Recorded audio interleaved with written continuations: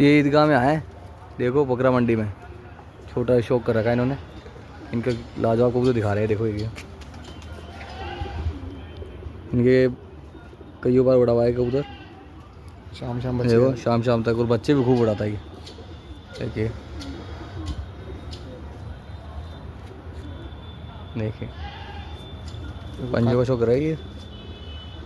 ये देखो पंजे भी लाजवाब इसके। भाई छोटे उस्ताद इनके। ये सुरखा है, ये देखिए, इसने भी खूब बच्चे उड़ाए। ये देखिए लाजवाब आँखें हैं देखो इसकी।